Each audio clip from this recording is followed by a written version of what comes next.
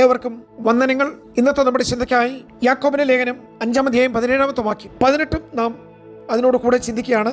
ഏലിയാവ് നമുക്ക് സമസ്വഭാവമുള്ള മനുഷ്യൻ ആയിരുന്നു. മഴ പെയ്യാതിരിക്കേണ്ടതിന് അവൻ പ്രാർത്ഥനയിൽ അപേക്ഷിച്ചു. 3 സംവത്സരവും 6 മാസവും ദേശത്ത് മഴ പെയ്തില്ല. അവൻ വീണ്ടും പ്രാർത്ഥിച്ചപ്പോൾ ആകാശത്തു നിന്നും മഴ പെയ്തു, ഭൂമിയിൽ ധാന്യം വിളഞ്ഞു. പുതിയ മാസത്തിലേക്ക് നാം പ്രവേശിക്കുമ്പോൾ ഈ 2 വചനങ്ങൾ നമ്മുടെ ലൈഫിലും വലിയ അത്ഭുതമായ വിടുതലുകൾ നാമും പ്രാപിക്കും എന്നുള്ളതിന് 2 പക്ഷമില്ല. എന്താണ് ഏലിയാവിന്റെ പ്രാർത്ഥനയുടെ പ്രത്യേകത?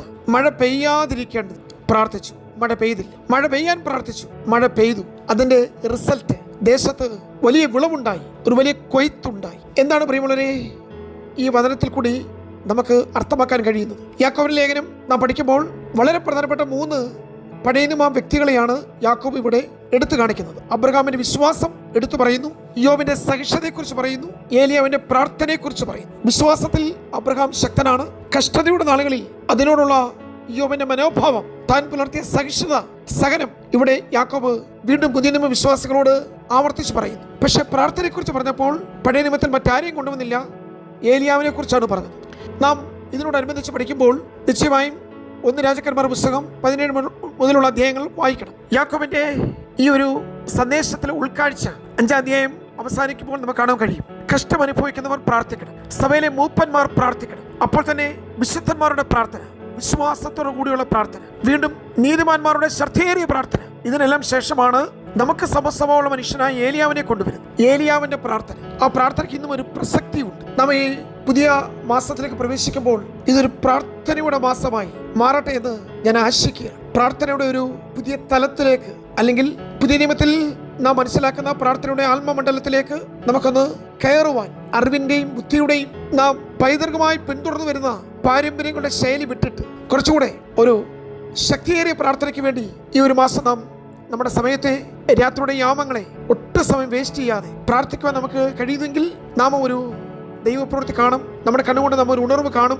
നിങ്ങൾ പ്രാർത്ഥിക്കുന്ന വിഷയങ്ങളുടെ മറുപടി നിങ്ങൾ കാണും. യാക്കോബ് പറയുന്നു, ഒരു വലിയ വരൾച്ച മാറി, ക്ഷാമം മാറി, ദേശം അനുഗ്രഹിക്കപ്പെട്ടു, മഴ പെയ്തു. അത് മാത്രമല്ല, ധാന്യം വിളഞ്ഞു, ഒരു വലിയ കൊയ്ത്ത്, പാണ്ഡികശാലകൾ നിറഞ്ഞു. പ്രിയമുള്ളവരെ, അത് മാത്രമല്ല, ആ പ്രാർത്ഥനയുടെ ഫലമാണ് അടുത്ത തലമുറയുടെ അഭിഷക്തൻ പുറത്തു വന്നു. ഏലിയാവിന് ശേഷമുള്ള പ്രവാചക നേതൃത്വം ഏലിയാവ് ഈ പ്രാർത്ഥനയിൽ കൂടിയാണ് പുറത്തു കൊണ്ടുവന്നത്. ഈ വ്യക്തിയെ കണ്ടെത്താൻ തന്നെയുള്ള കാരണം, ഏലിയാവ് പ്രാർത്ഥിച്ച് പെയ്ച്ച മഴയിൽ കൃഷി ചെയ്യാൻ വന്നതാണ് എലീശ.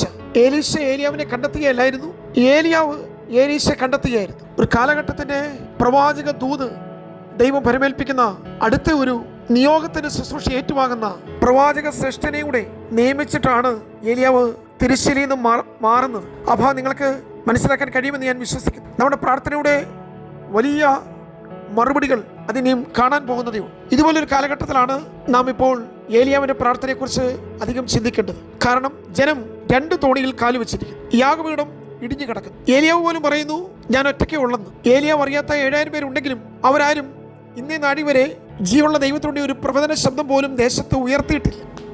അവർ ബാലിന് മുട്ടുമടക്കാത്തവരാണ്. പക്ഷെ ഇപ്പോഴും രഹസ്യ സങ്കേതങ്ങളിൽ അവർ ആഹാബിന്റെയും ഇസബേലിന്റെയും കൂട്ടുകെട്ടിനെ ഭയപ്പെട്ട് പുറത്തു വരുവാൻ കഴിയാതെ അകത്തളങ്ങളിൽ ഒതുക്കപ്പെട്ടവരാണ്. ഇനി യഹോവയുടെ നാമത്തിൽ പ്രവചിക്കുന്ന 50 പ്രവാചകന്മാർ വേറെ ഉണ്ട്.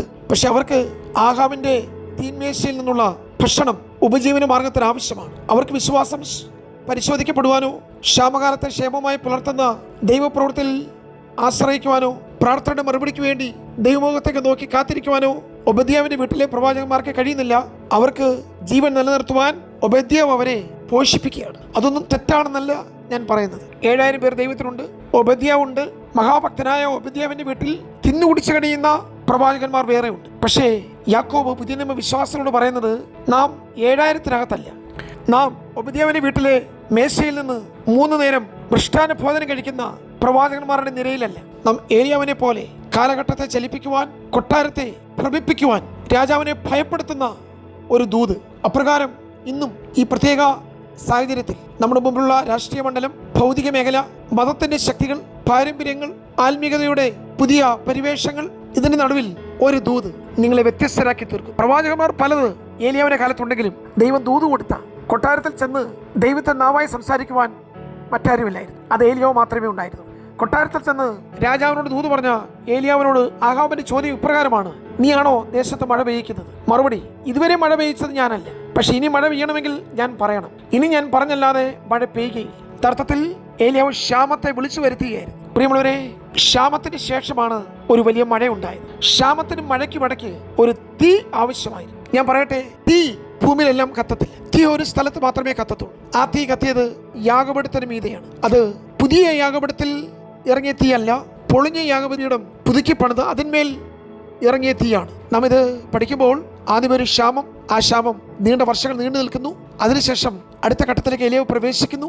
തീ കൊണ്ട് ഉത്തരമരുളുന്ന ദൈവം. കാരണം ബാലിനെ പ്രവാചകന്മാർ സാധാരണ ചെയ്യുന്ന കാര്യമാണ്, നട്ടുച്ച സമയത്ത് ആകാശത്ത് നിന്ന് തീ വരുത്തും. ബാല് മഴയുടെയും മഞ്ഞിന്റെയും തീയുടെയൊക്കെ ദൈവമാണ്. അവർ ചെയ്യുന്ന കാര്യം അവരോട് ചെയ്യാനേ പറഞ്ഞുള്ളൂ. പക്ഷെ ഏലിയാവിന് അറിയാം, ഞാൻ നിൽക്കുന്ന കർമ്മേലിൽ തീ പോയിട്ടൊരു തീപ്പൊരി പോലും വരുത്തുവാൻ ബാലിന്റെ പ്രവാചകന്മാർക്ക് കഴിയത്തില്ല. ഈ തീ മനുഷ്യനിർമ്മിതമല്ല. നാം തീ ഉണ്ടെങ്കിൽ തീ കൊണ്ട് കത്തിക്കും. പക്ഷേ ദൈവത്തിന് എല്ലാ തലമുറയിലും ആവശ്യമായിരിക്കുന്നത് ആകാശത്തുനിന്ന് തീ ഇറക്കുന്നവരെയാണ്. ഏലിയാവേ, അങ്ങ് ഇതുവരെ തീ ഇറക്കിയിട്ടുണ്ടോ? ഇല്ല. പക്ഷേ ഇപ്പോൾ ഞാൻ പറഞ്ഞാൽ ദൈവം തീ അയക്കും. ആ തീയിൽ ഏലിയാവ് ആരാന്ന് വെളിപ്പെട്ടു. 2 കള്ളപ്രവാചകന്റെയും അശേര പ്രതിഷ്ഠയുടെ പുരോഹിതന്മാരും പ്രവാചക പുരോഹിത കൂട്ടുകെട്ട് പിടിക്കപ്പെട്ടു. ഈ പൈശാചിക സ്വാധീന കേന്ദ്രങ്ങൾ തകർക്കപ്പെടാതെ മഴ പെയ്യുകയില്ല. പ്രിയമുള്ളവരെ, യഥാർത്ഥത്തിൽ ആ ക്ഷാമം ബാലിനെതിരെയുള്ള ഒരു ന്യായവിധിയായിരുന്നു. ഏലിയാവ് തന്റെ പ്രവചനത്തിൽ കൂടി ബാലിനെ ശിക്ഷിക്കുമായിരുന്നു. ഏലിയാവ് തന്റെ കർമ്മേലിലെ ഒറ്റ ആഹ്വാനം അത് കള്ളപ്രവാചകന്മാരെ അടിക്കുകയായിരുന്നു.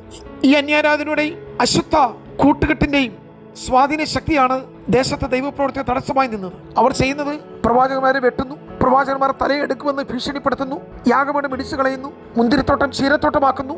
അതിനർത്ഥം അന്നത്തെ സഭയെ നശിപ്പിക്കുവാൻ ഉള്ള അധികാരത്തോടും ഭരണത്തോടും രാഷ്ട്രീയ സ്വാധീനത്തോടും ചേർന്ന് പ്രവർത്തിക്കുന്ന മതത്തിന്റെ ശക്തികൾ. പക്ഷെ പ്രവാചകൻ തന്റെ ഒറ്റ പ്രാർത്ഥനയിൽ എല്ലാവർക്കും മറുപടി കൊടുത്തു. ഈ ശുശ്രൂഷ ഇവിടെ തുടരുകയാണ്. യാക്കോബ് പറയുന്നു, ഏലിയാവ് നമുക്ക് സമസ്വഭാവമുള്ള മനുഷ്യൻ. നമ്മുടെ പ്രാർത്ഥനയിലും ഇന്നത്തെ ഈ പ്രത്യേക കോണ്ടസ്റ്റിൽ രാഷ്ട്രീയവും മതവും സംഘടനയും തലവന്മാരും, നമ്മുടെ ഭാഷയിൽ എന്ന് പറഞ്ഞാൽ ജനാധിപത്യവും കീഴ്വഴക്കങ്ങളും എല്ലാം ഒന്നിച്ച് കൂടിയിണക്കി പോകുന്ന വർത്തമാനകാല പശ്ചാത്തലത്തിൽ ഒരു പ്രവാചകനെ ആവശ്യമുണ്ട്. ദൂതുള്ള, ദൈവം ദൂതേൽപ്പിച്ച ആത്മഭാരമുള്ള ഒരു പ്രവാചകനെ ദൈവത്തിന് ആവശ്യമുണ്ട്. ദൈവത്തിന്റെ ഭാരം ഏറ്റുവാങ്ങുന്ന, ദൈവത്തിന് പകരമായി സംസാരിക്കുന്ന, ദൈവത്തിന്റെ നാവായി യഹോവ ഇപ്രകാരം അരുളി ചെയ്യുന്നു എന്ന് പറയുന്ന, തന്റെ പ്രാർത്ഥന കൊണ്ട് ഒരു തലമുറയെ സ്വാധീനിക്കുവാൻ കഴിയുന്ന ഒരു പ്രവാചകനെ ഇന്ന് സഭയ്ക്ക് ആവശ്യമുണ്ട്. അതിനുവേണ്ടി എവിടെയോ ദൈവത്തിന് ഏലിയാവുമാർ ഒരുക്കപ്പെട്ടുകൊണ്ടിരിക്കുന്നു. നമ്മുടെ മുമ്പിലുള്ള ചോദ്യം ഏലിയാവിന്റെ ദൈവം എവിടെയെന്നല്ല. ഇന്ന് ആ ചോദ്യം ഇപ്രകാരം നിങ്ങളോട് ചോദിക്കട്ടെ, ദൈവത്തിന്റെ ഏലിയാവുമാർ ഇന്ന് എവിടെ? ഒരു തീ നിങ്ങളെ വെയിറ്റ് ചെയ്യുന്നു.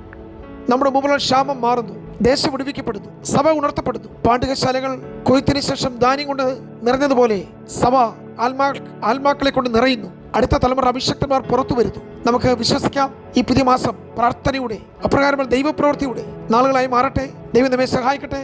God bless you.